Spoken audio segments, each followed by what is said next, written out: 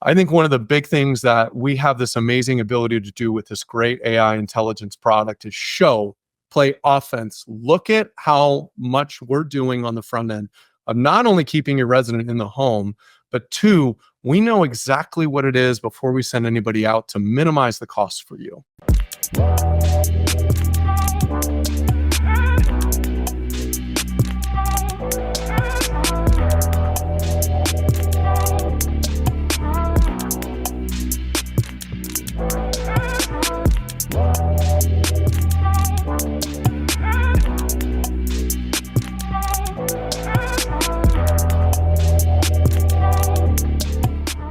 Welcome to another episode of the Profitable Property Management Podcast. I am here with a special breaking story that I am stoked to be covering with my good friend Ray Hespen from PropertyMeld.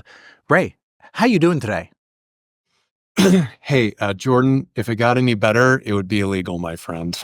That's the second time you've told me that today, and I'm excited to hear that. I'm excited to cover some news, some interesting news, some unusual news. Within our space, Ray, we have seen two things, both a fair bit of M&A over the last number of years that things have started to heat up.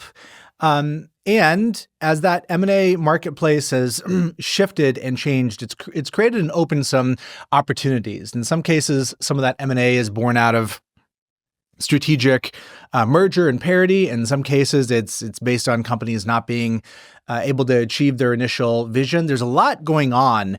What we haven't seen is companies in our space outside of, let's say, a PAS vendors doing much M&A themselves, doing much strategic acquisition. And yet we have a significant example of that happening right now with PropertyMeld announcing its first acquisition. Ray, spill the beans, man. Tell me the story. What's going on?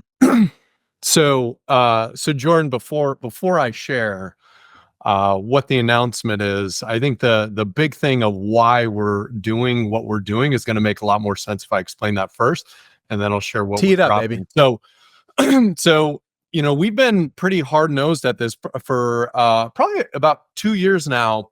This concept of property maintenance operations, that you have a lot of jobs to be done, ultimately to drive an NOI improvement, resident renewal rate improvement, maintenance cost reduction improvement. And there's one category that we knew there was some meat left on the bone and was so critical for downstream impacts, and that was intake and triage. We know that conventionally, a lot of us have had form-based submissions where resident could submit information and everything like that. But we realize so much downstream is impacted. Not only you got to make that a great experience in the world of, consumer expectations, but you've also got to create moments where you can collect more to make more efficiency downstream. And so there was a moment we were talking about intake and triage as like the next thing that we were going to focus on. And obviously our initial thought was, let's go build product. But we were fortunate enough, and this is where I share the announcement, to make the acquisition of the leading AI intake and triage software company called Mezo.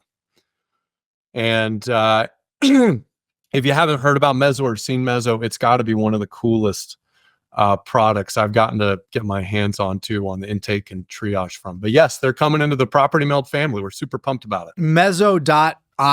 This is a name that some folks have heard of. I wouldn't say has super wide distribution in the space, but it's a really interesting product category, and it fits into the broader thesis that you have around property maintenance operations. This has been an emerging conversation. I got to hear you communicate this at a really crisp, clear, high level at the MX Summit that takes place in Rapid City, South Dakota, coming up next.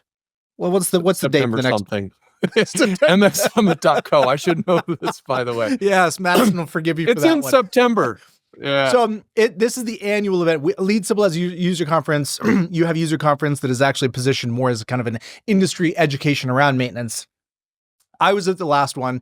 Great event. What I got to see was you articulate your vision for the industry, your vision for the space, and to radically oversimplify it, it was the universe of property maintenance operations. Imagine the whole life cycle of maintenance at a much more granular, specific level of detail than most folks tend to give it credit for. Let's just park there for a minute, because this is what Mezo fit into, was a broader kind of thesis and vision for property maintenance operations. What does that term mean? What is it referring to? Yeah, so I'll start from the beginning. Property maintenance operations, like the more we've gotten into this business and the more we've realized how predictable things can be, better clarity on leading indicators, lagging indicators, the more like we've been in this 10 years, it's like this data is showing us what to do and what needs to be done. It also shows the gaps. And so as we've started to go and start from the beginning of like, there's two things that our job is to do as property managers and software providers, is to deliver the repair at the lowest cost possible and make the resident happy. And so a lot of the times we think, well, let's just bring it in and we'll just send it out to somebody. It's like, well, why are you bringing it in and not having preventative repairs? It's a great question, right? When you do bring it in, how do you intake and triage that to drive vendor efficiency, right? Right throughput. How do you take and bring it in that technician efficiency? So like it left a lot of gaps in terms of what needed to be done. And so a way to think about it is really jobs to be done. In order to optimize NOI, you have to intake and triage correctly. You got to have great vendor efficiency. You've got to have great technician efficiency. You have to have a robust bidding and estimating process. You have to have a great inspection process. You got to have a great vendor sourcing process, procurement, asset tracking, reporting and visibility, like all these things. And so we've been refining that out and broadly calling it property maintenance operations. Now it's not, we don't have it all. And we don't have integrations to it all or anything, but it's directionally where it is. Just you have to do a lot of jobs. And historically, when we've thought, in the past, is like maintenance is about getting a request and getting it completed. That's not it anymore. The game is leveling up. And so anyways, that's what PMO is. And I'll further kind of just say, like, big thing, even before releasing at an MX Summit, we actually talked about it at the previous MX Summit as well, is I've always thought, like, you're on the right track if three stakeholders buy into what you're doing. One, the property managers see property maintenance operations like, oh, this makes sense of how we do this and deliver best NOI and differentiate ourselves in the industry. That's one, most important one. The second one is you got to have your investors, right? Like they've got to be bought in that we're not telling a different story. It's like, no, we need to go do this. I can see by doing this is a great return. And then third, the employees, and making sure that they're bought in. Yes, this will help our customers. I see this happening. So we've been exercising property maintenance operations out through all these different stakeholders. The customers in the property management industry is really taking it up and getting excited about what it means. We've got great investors and prospective investors are really excited about PMO.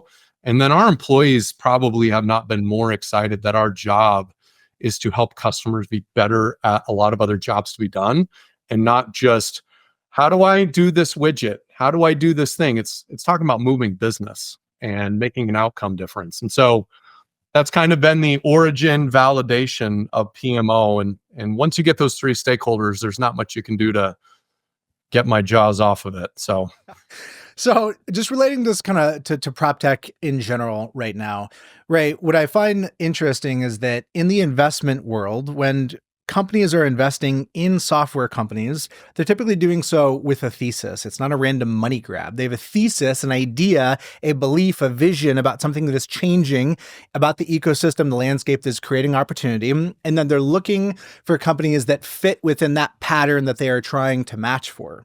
Similarly, companies that are acquiring, hopefully, are investing on the basis of thesis. Not always the case. Doesn't have to be the case. If you buy at the right price, you can buy an asset where you see upside and make, hey, thesis or no thesis.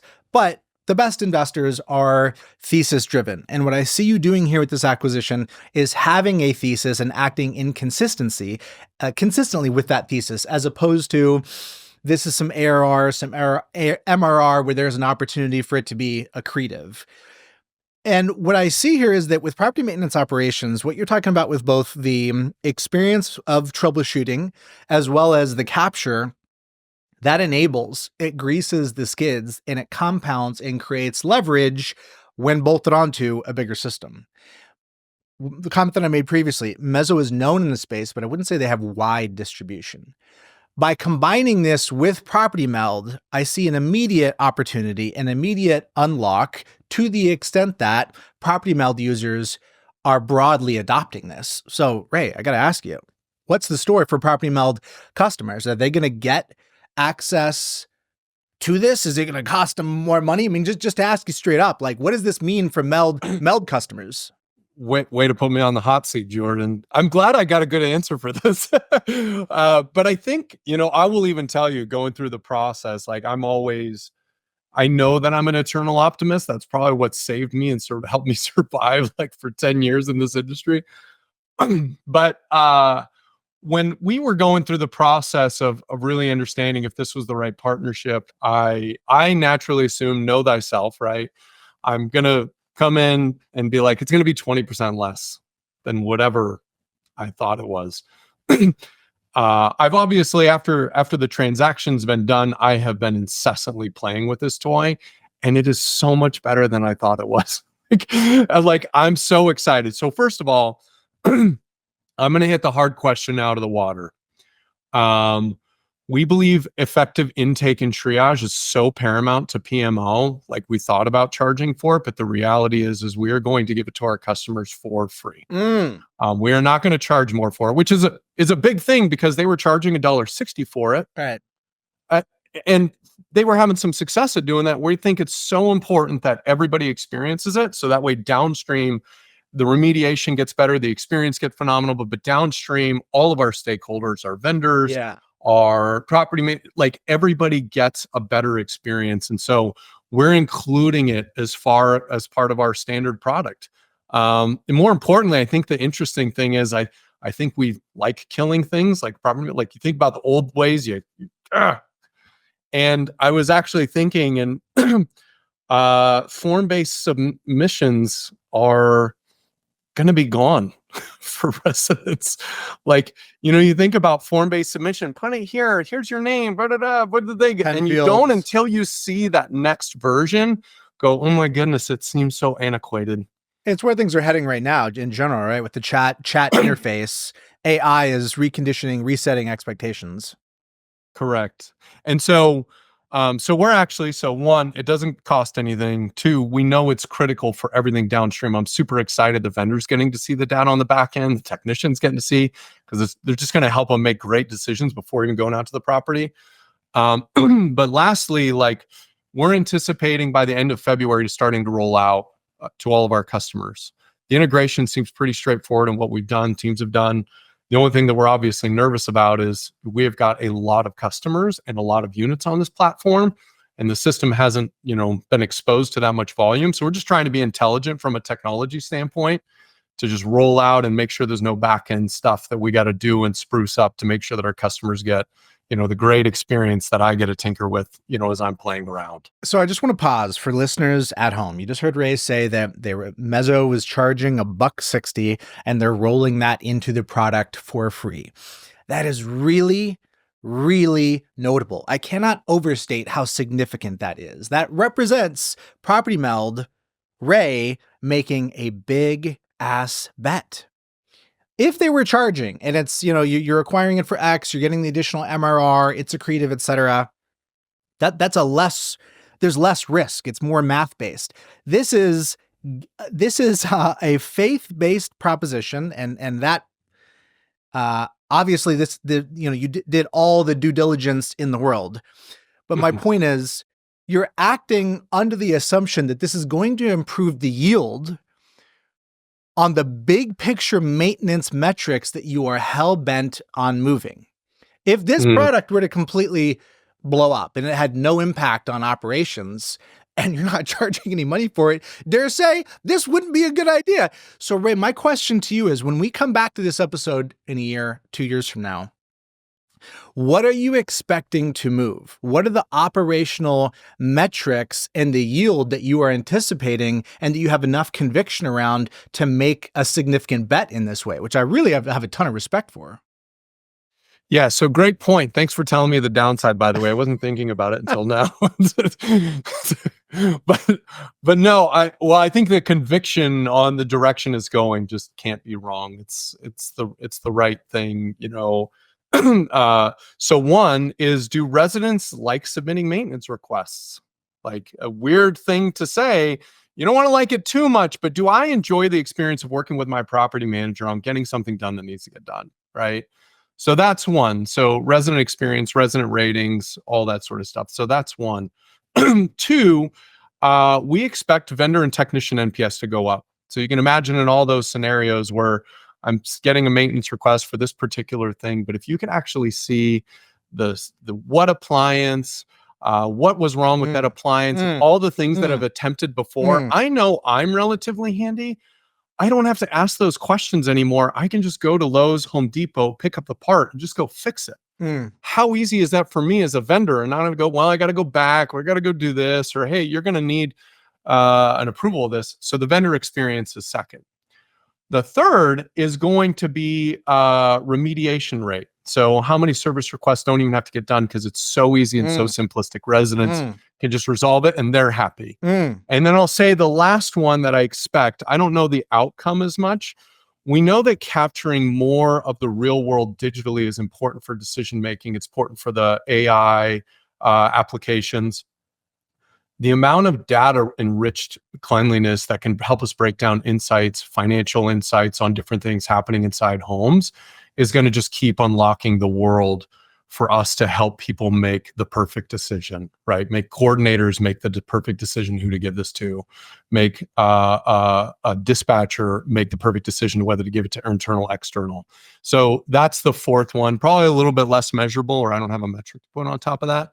But those are the four areas that in a year I expect to see some pretty significant impact. What I love about this is that if you asked me to find anyone that had a decent shot of accurately measuring those three things, you and PropertyMeld is the only name that actually comes to mind. When you said that we tend to genericize about maintenance, handle it at a simplistic surface level, you're talking about the property manager, the operating partner. And certainly there has been a lot of maturation along the way, a lot of needed maturation. But I think about it on the prop tech side. Maintenance has been underserved, and there has progressive advancement has been made. But for the most part, the level of dissection and understanding and standardization of the numbers and the benchmarks, you guys are leading that game, like far and away. The baseline that you're doing and your commitment early on to structured data was really material to having a shot at being able to measure this stuff. And what I find interesting about the measurement is that the initial yield that you get on the measurement is not customer facing. Being able to measure what's happening, it allows for pretty charts, graphs, a dope newsletter, which you guys are doing, which I think is amazing. But the biggest benefit, the biggest yield, is being able to measure internally if what you are shipping is actually making a difference. That is by far the biggest gift. And you're doing it right now. This acquisition that you're making with Mezo, you're going to be able to see the impact to operators. You're going to be able to see the impact on vendor satisfaction, et cetera. That's really exciting to me. And I feel like that you set yourself up for success early by being able to being that calibrated on the measurements. My suspicion, what I suspect, knowing nothing about the inside nature of the business, is that if you didn't have that in place, it would dramatically change the risk profile of this proposition if you were just going to need to hope that it worked out based on sentiment. Do customers like it? And so many customers in this game, so many companies in this game are forced to rely on customer sentiment as the be-all arbiter of value creation, as opposed to looking at the actual operational impact that's being created. You know, there's that, and then there's also directionally where it's going. I think the nice thing is property management, Like, we're not innovating in ways that other industries haven't done to some extent. We're just applying a lot of it. But the idea is, like, you have to understand where a lot of this is going. And I think Walmart and Kmart, that battle is the perfect example. There's a great book called Good Strategy, Bad Strategy. I was referred to it on there. Yeah. And the thing that stuck out to me is Walmart put in self-checkouts, or Walmart put in, the electronic checkout. Kmart put in the electronic checkout.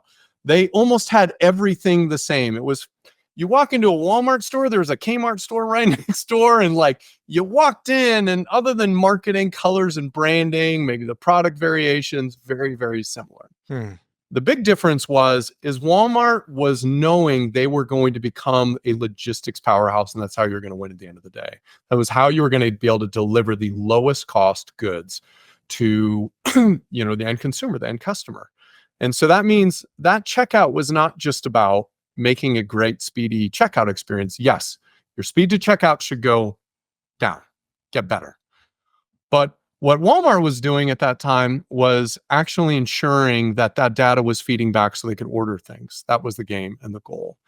And so everything that Walmart did had an immediate effect and a long-term effect. And I like to think that we prefer to think about ourselves that way, is we've got this end state of coordinators making perfect decisions, knowing the shifting nature of data and how that should alter perfect decision-making.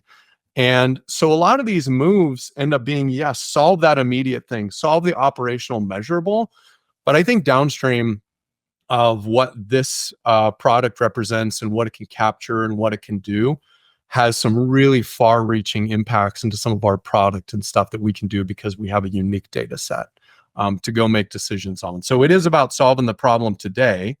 And there's a lot of those, but I think the thing we're also really excited about is, as we see maintenance just become vastly different over the next few years, this is a big step in starting to really get narrowed down on what's happening in the physical world in a way that I don't think has been done before. The Walmart Kmart parallel for me is the fact that Walmart was acting out of sincere conviction and insight. This phrase is used a lot, but it was more like first principles thinking, as opposed to a Kmart repeatedly copying innovation from somewhere else.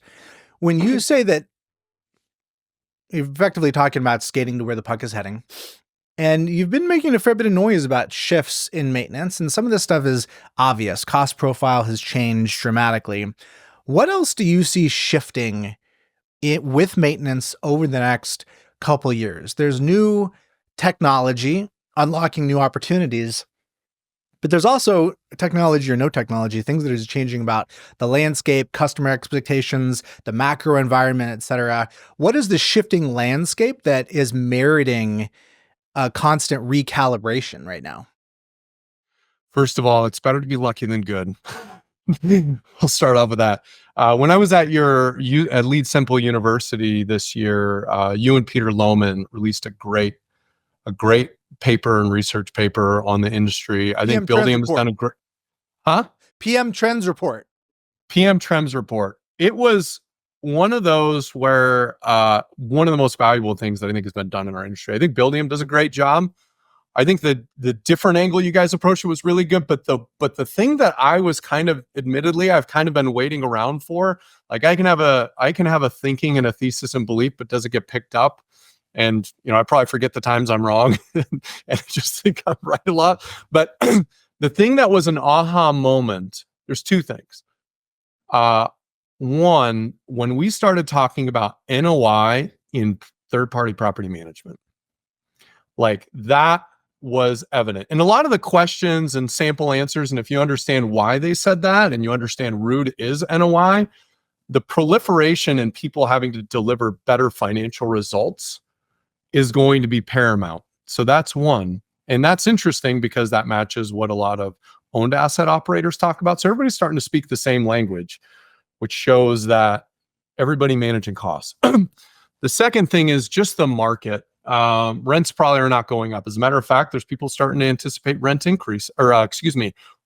increases as opposed to rate cuts. Like, we're not going to see housing go up, most likely. So everybody is going to be focused on the cost side of the equation, probably for the next 5 years. And so the big thing in maintenance that I think happening is because that is going to be ultimately the only meaningful lever that you can do outside of operations, the people side, HR side, like getting your people to run processes and everything else like that. Like I'm not, is that people have to truly own their maintenance operation, because I think a lot of us have kind of went, hey, let's push it out over here. Let's go ahead and have somebody take care of it. I think we saw this with the large institutional owners, like, that's just a headache. Now it's the reason for your existence. And so I think between the market and where the market's going, just macroeconomics, and the sentiment of the customer base, everybody is going to have to own maintenance and optimize maintenance and do so with conviction. It's kind of lost its element of becoming the worst job. And so therefore I give it to Bill because Bill wants a promotion, and let me give Bill the shittiest job, so I'm going to make a maintenance coordinator. It's like, no, it's like, we have to get this right. How do I need to think about my personnel, my resourcing, everything else, how I'm thinking about maintenance? So that is probably going to be the biggest change. And it's because of those two things. The investors are caring about NOI more than ever. And two, it's only, we're not going to get saved with rents anytime soon. Investors are caring more about NOI. And if I'm translating that, what comes to mind for me is simply that it's getting harder. That I wouldn't say it's a shift in expectation. It's that the yield has gotten worse. There's compression on the yield because the situation has deteriorated. You're closer to it than I am. Broadly speaking, is that fair? That the baseline situation with maintenance has deteriorated in terms of the compression that it's putting on cash flow and yield for investors? I don't think so. I don't think so as much. The last time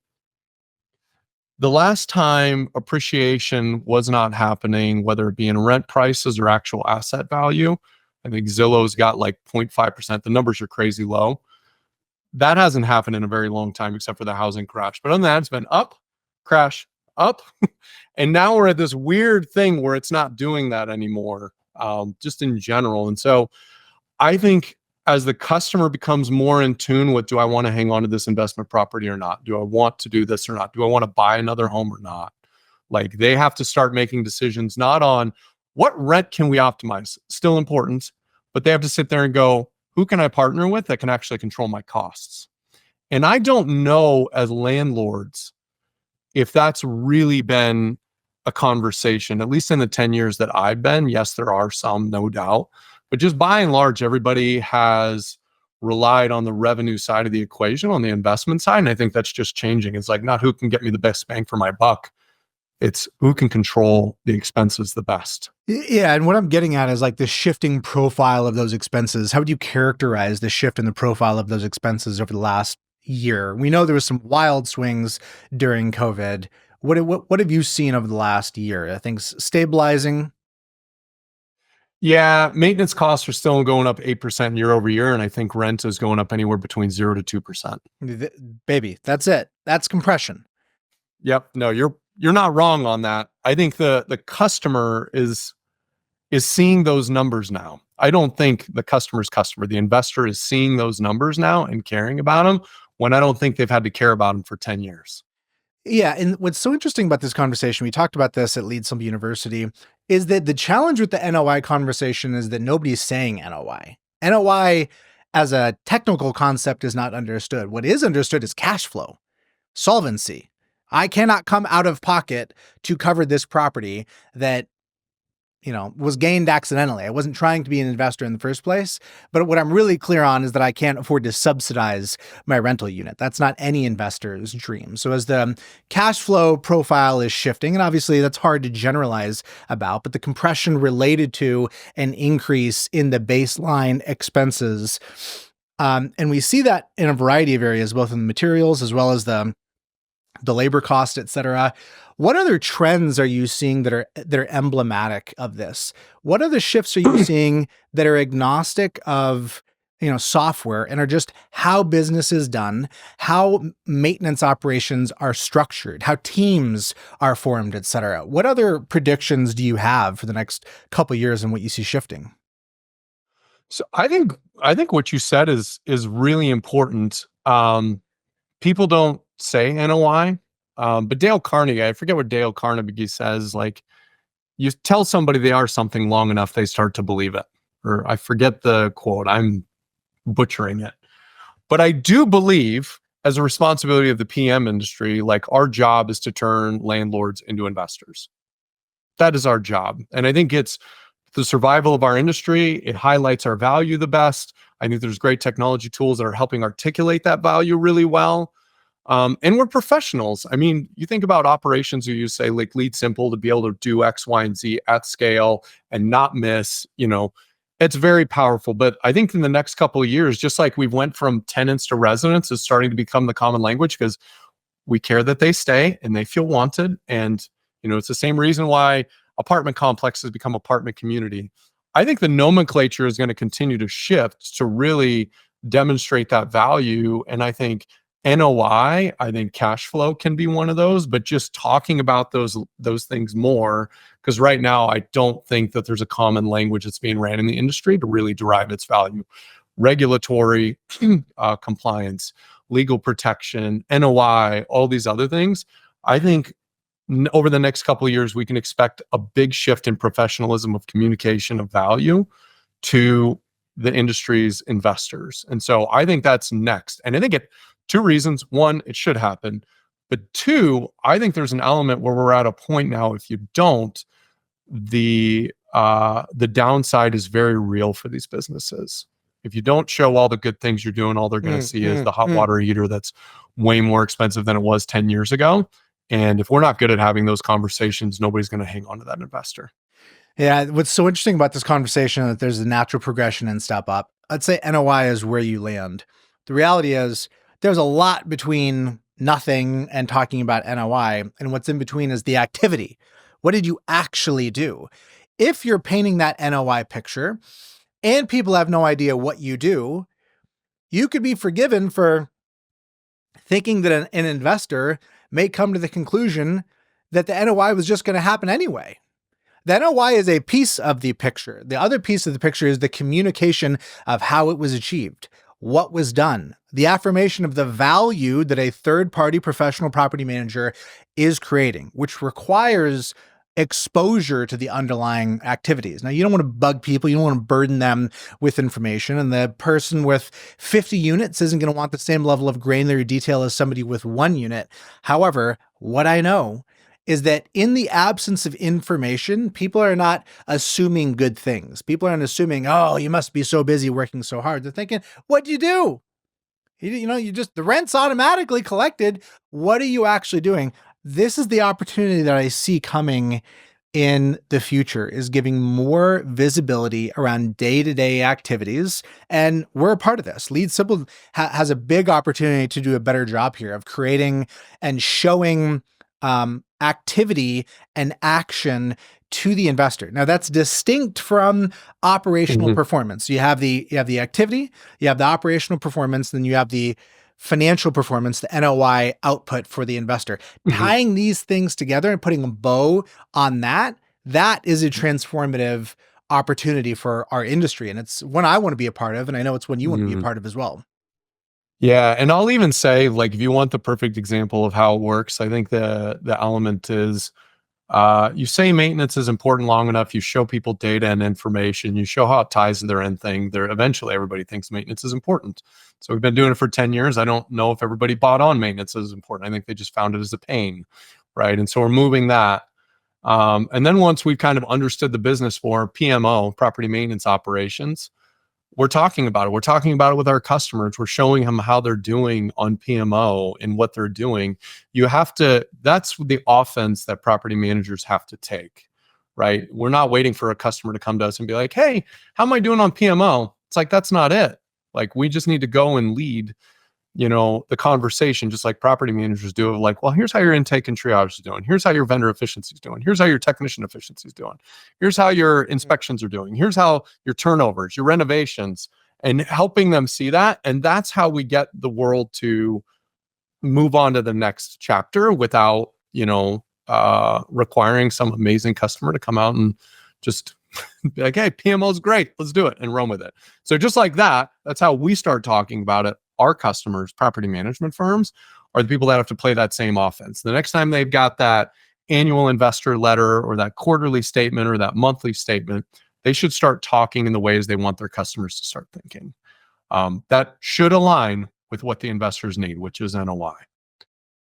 One thing that the Property Management Trends Report made clear is that owners, investors want to be involved with their property. What I find really interesting is this dichotomy between the industry conversation that says, we're a fiduciary. You should trust me. If you don't want my expertise, go work with somebody else. I'll call you when I need you. Less rather than more communication, more autonomy rather than less autonomy, and frequently less visibility.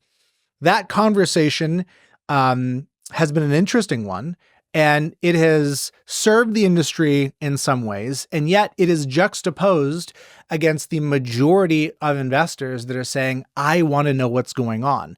And I think really we have this nexus where you have the folks that are looking to completely hand it off. You have the folks that want to micromanage and probably are just right at the breaking point and edge of DIY versus working with third party. And then you have these folks in the middle, folks that want to know what's going on. And if the expectations are set properly and managed, will behave and be reasonable and can be worked with. They're not looking to micromanage the property, but they would at least like visibility about what's happening and what's going on. That's what the industry is telling us right now. And I don't see that we're fully meeting that expectation. The way my vision for meeting that expectation is really setting the buying criteria, communicating what that relationship should look like, rather than oversharing, rather than becoming subservient and giving them all the control in the working relationship. It's providing enough information and transparency that people are really understanding that you're on top of it, you're making informed decisions, while still removing the friction points of things that you don't want to be arguing about or are, illegal or damaging to be giving people autonomy to. How do you see this playing out? What feedback do you have for folks that are wanting to navigate this interest of the constituency against the operating priorities of their business and what they know creates good business? I'm going to two-part this, if that's okay. One, I'm going to talk about root issue, and then two, I'm actually going to talk about how Mezo is exactly a great augmenter of this. So one, I was thinking of two examples as you were talking through, and you actually said it, that they trust that you're on it. You said like the most important thing. So when I read data, like I think this is one of the interesting things that I'm just in generally like a curious person, and I don't know, but I feel that the reason those people in the middle exist is they want to trust, but they don't.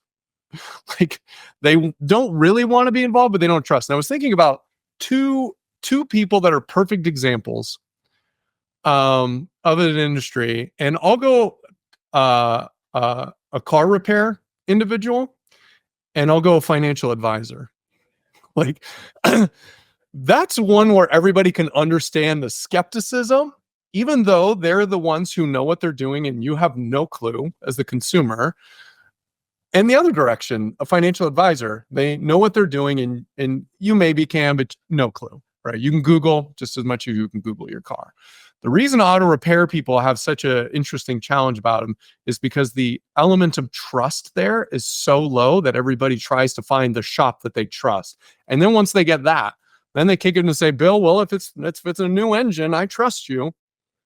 And the absence of that is skepticism. I'm going to go to another body shop. I'm going to go to another body shop, and this is what I'm going to do. I think that's where we're at in our industry, and I think it comes down to trust. They do not trust us, and how do we run on offense of that, right? And so now you take another financial advisor. Financial advisors have been around a long time, and it's big money, so they've learned how to build trust. And so you think about the reporting, the visibility they get. They're walking them through why they're making the decisions they have. They're running offense on messaging. They're not waiting for the customer to go, how's my thing performing? I don't know. Let me check. You can't do that, right? And so they're sitting there going, yep, we're going to set up a time to walk through your thing. Look at how you're doing, blah, blah. You know, and I know it's losing, but that's okay. We tend to see that in these markets. Here's what we expect to map out longer term. Everything else like that, are we good? We're good. Awesome. I'm not going to talk to you again, right? And so we've got an undercurrent of trust gap. And I think Leo with Blanket has articulated it really well. And what they're trying to do is build trust. So I think if we do that, you solve the how much do I want to be involved symptom. I don't want to be involved. Nobody wants to be involved in car repair. Yeah, I want to be involved. We do it. It's an alternative to trust. If I trusted you, you know, hey, we're good. It's not like floating around with everyone's floating around with a bunch of free time. They're like, where do I spend it? I just want to be curious how you're doing.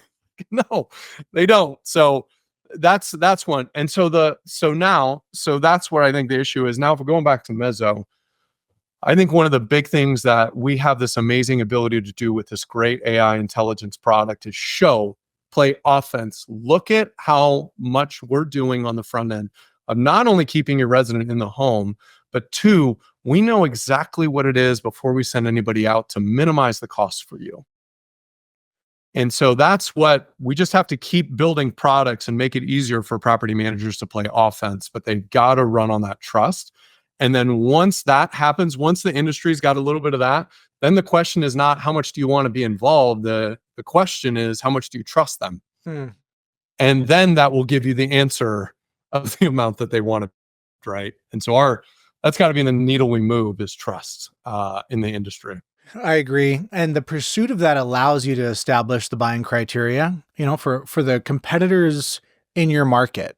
10, you know, you're an average MSA, average Metro, 20, 30, 40, 50 property managers in your market. Maybe not all professionals. That's probably including some fly-by-night operators. But people have choice. People have options. Yeah. And when they're thinking about who to work with, the number one piece of criteria that they're relating to is trust. If we press past that, PM Trends report tells us that experience is a significant proxy. Here's what I find notable about that. These are alternatives to actual measurement. What if the criteria was, you know, my number one criteria is the PM company with the highest average NOI and average yield for their clients. The PM company with the fastest turnaround time on work orders, lowest maintenance costs. These things are unknown. This isn't a conversation that can be had right now. And yet it's possible. And yet this is buying criteria. This is your opportunity to set buying criteria by not only being performant with these operational benchmarks, but actually talking about it and setting it as the buying criteria that your competitors are forced to accept by virtue of the fact that it's a vacuum. In the absence of anything else, these are some pretty dang good criteria to be using. That's a huge opportunity that I see right now. It's not just about driving internal performance, but setting the buying criteria. Yeah. And I would say we're going to run it in parallel, most likely in the industry. So one, this is why owning your maintenance is so important. You've got to start changing outcomes because as data shows, it's one of the best leading indicators for investor churn.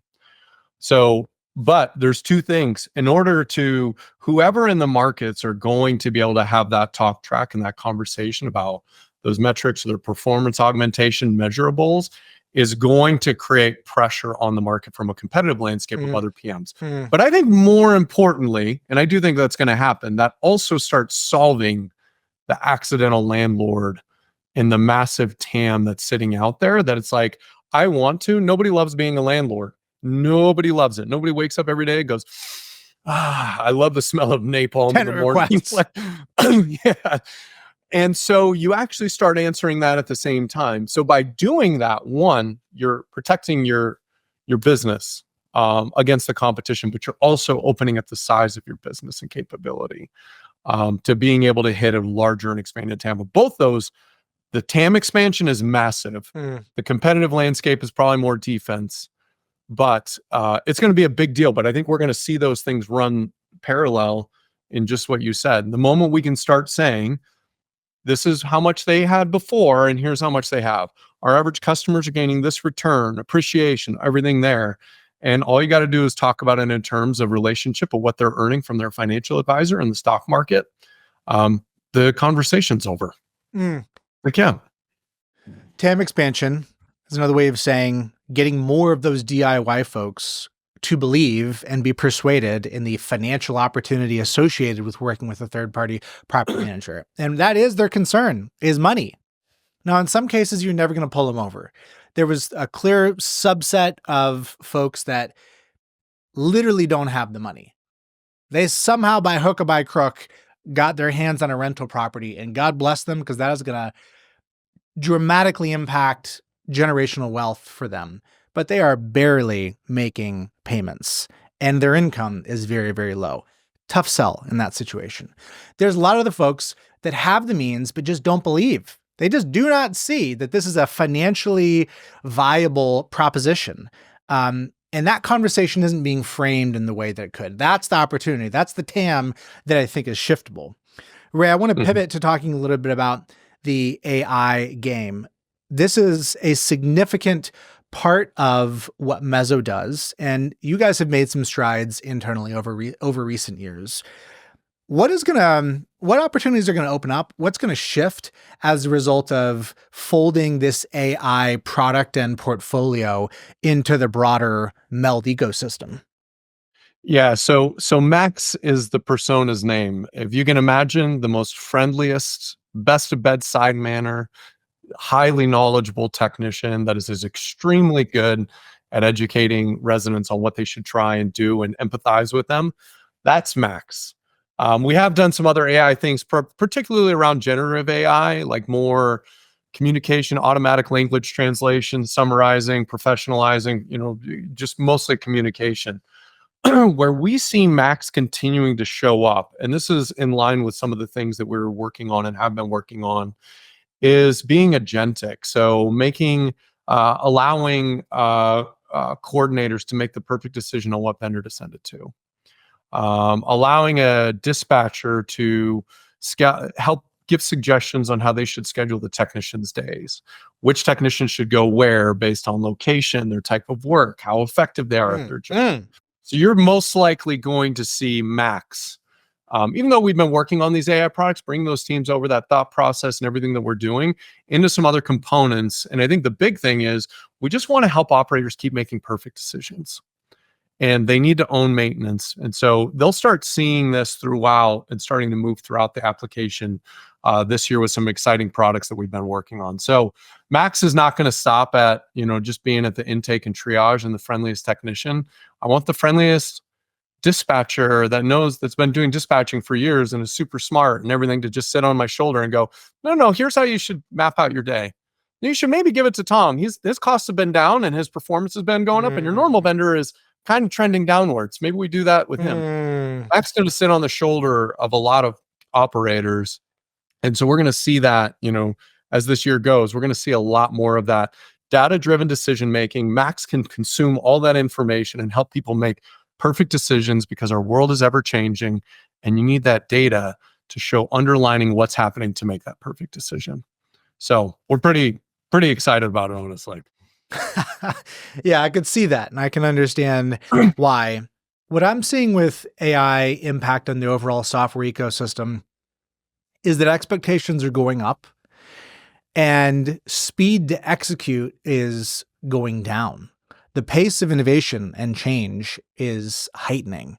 There's so much overwhelming hype and expectation around AI right now. And I think for very, very good reason. My observation is that sales and marketing teams are setting expectations very, very high in order to hit goal, hit plan, end the quarter strong. And then customers are sifting through what does and doesn't actually deliver on that promise. There is a lot of churn in the AI ecosystem right now. Where are you seeing sustainable advantage coming from AI? When you think about encouraging a customer to evaluate and kind of sift through the hype versus what's actually going to benefit them, this is a real challenge right now. Customers are overwhelmed with hype around AI, and paying for it in many cases, and unclear on how to measure the outcome and delivery. How would you encourage consumers, our clients, our friends, these professionals in the industry to approach and kind of sift through the AI landscape and expectations right now? So the whole thing is, I think a lot of it has to do with education. Like myself, I have to go spend time and learn some of these things, and then I have to map back of what the true applications can be. Otherwise, it all gets bubbled into AI, and we have to run at this thing or run at that thing or whatever. It's like, where's it going to be really good and create outcomes that are there? What things do we uniquely possess that we can go help our customers? So part of it has to be education. Like generative, I think everybody's seen how good generative can be, like just from a consumer standpoint. But I think the thing that we got to start talking about in general, and everything from our sales, our customer success, is when Max is talking, why is Max special? Everybody needs to know why is Max special, and how is that creating a quantifiable differential in your business? How does selecting a vendor using Max or the intelligence of Max and the little brain that we have, some customers are on beta on it already, but like, how does that work? Why is it special? Like, we have to educate what AI is doing in maintenance operations as opposed to just using it. Because I think there's an element, if you go back, automations and API, remember API was like the big buzzword like 5-6 years ago. Dude, we built APIs and then nobody used them. Like, not, but the whole point is, I want it because I know I need it, but I don't know how. And so I think there's an element where, we just kind of have to keep ratcheting up the game of like educating the industry on what AI can do in maintenance, particularly how that underlying data is so critical, where those particular data overlapped with AI is going to have a massive effect. And that way it doesn't become this thing where you just throw it up in the air and go, just expect greatness. You can get misaligned expectations on that, churned customer, unhappy customer, all that sort of stuff. It's important either way. So I think more education in the industry of exactly how these things are going to work, what they're going to do, and why they work that way. It can't just be a salesperson going AI, can't be an onboarding person going AI, but don't look behind the curtain, AI. It's like, no. Let's go understand what it's doing, why it works the way it is. Is it going to get better or worse over time? All those things. We just have to drive education to the impacts. Yeah, I think my takeaway from what you just said is that something could be directionally correct, but specifically wrong. AI could be the future, but it doesn't mean that a specific vendor that you're working with is going to be able to deliver in the time frame that you need in the way that you're actually looking for. It does require a lot of scrutiny. A corollary to this is the conversation about the larger operators that are ostensibly in a great position to take advantage of AI and all other kinds of technological advancement. Ray, we've spoken in the past about large operators with sizable tech teams that have made significant investment into their own best-in-class software. We've also seen a lot of consolidation of these players. And in many cases, the consolidation I wouldn't characterize as being on the heels of or a result of massive success, but rather a result of some thesis that failed specifically around the efficiency that could be gained from internalizing this kind of software. This story keeps playing out. I keep talking about it only because it keeps happening. If it stopped happening, there wouldn't be as much to talk about. Ray, what's the lesson or the takeaway to be learned from investors that have sank at this point tens, possibly hundreds of millions of dollars into developing in-house software to drive in-house efficiency, which at face value seems like a good idea? So this is why understandably the message doesn't go. And this is why understandably hearing it from you or me, people are going to be like, yeah, but they're just trying to sell us software. Like, I understand that. It's starting the hen house. Yes, I want everybody to get great at maintenance, 100%. But I think the big thing is there's an element where getting things right, like we're seeing a ton of companies shutter. It is so hard to get technology right. It's so expensive. You have to create enough value that people are willing to pay for it. What an amazing litmus test. And all these things. And you have to keep innovating. You have to justify it by putting massive amount of units on the platform. And you have to do all that sort of stuff. So the way that I put it is the likelihood of success. I think the ability for a company to even reach 10 million ARR for the listeners is a good milestone. 0.4% of startups ever get there. 0.4%. It's not even that big of a software company. Overlay that with this likelihood of a property management company to exceed 10,000 units of everyone that starts. Very low. 4%. My statistical analysis, assuming you combine those difficulties, which I'm assuming that's what you do, you take 0.4 times 0.4, and I'm pretty sure that gets you 0.00016 times whatever. It's so hard. And so I think there's an element of the investment world that during, ZIRP, the zero interest rate period, just made it okay to deploy capital with little oversight. Because again, everything's going up, so you can miss.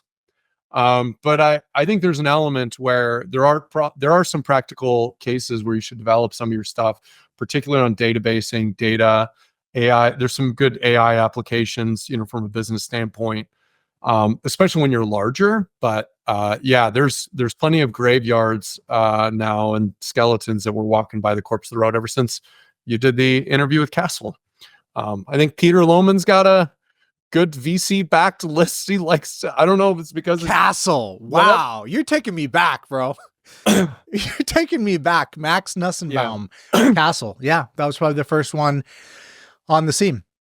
Yeah. So, and then they're hitting, and there's going to be more of them. And so there's going to be a point where the thesis isn't bought in by investors and it'll quit happening. I do think investment in property management is actually a great thesis, assuming we can get our investor churn down, assuming we can get good, predictable growth. Yes. It starts to become like a recurring revenue business. We just need some of the metrics to get better. And we're going to have a great avenue where property management is a great, investable, scalable business and does not require software multiples and software teams to justify multiples. But either way. That's right. That's right. It's well said. Yeah, it's sad to see, honestly, and a lot of it's really rough. Feel bad for those entrepreneurs. Let's not be misunderstood. There is no question about the asset class. A property management company as a cash flowing vehicle to create transformational wealth for you and future generations. Yeah, absolutely. I'm bought in. I'm a believer. It's this separate thing of creating a software company internally that has the ability to change the yield profile within your business to the extent that it merits software venture investment and valuations. That's what hasn't panned out to date. Will it in the future? I don't know. What we're seeing right now is that the single family independent residential property manager remains undefeated. That's who we're here to serve, who we're here to help. I'm excited about the acquisition that you just made, and I'm excited to see this bet play out, this investment that you're making in your platform, in your ecosystem, really in the industry and the community. And I appreciate you coming on to share today, Ray. Hey, thanks so much. I appreciate getting to share the news on here. Thanks for that, Jordan. All right. Until next time. Peace. That's it for this episode. Hope you enjoyed it. You can check out other episodes along the way. If you're watching this on YouTube, appreciate a subscribe. Any comments, I'm always here to engage. If you're listening on an audio platform, would really appreciate a review. It's a great way to help other people find out about the show.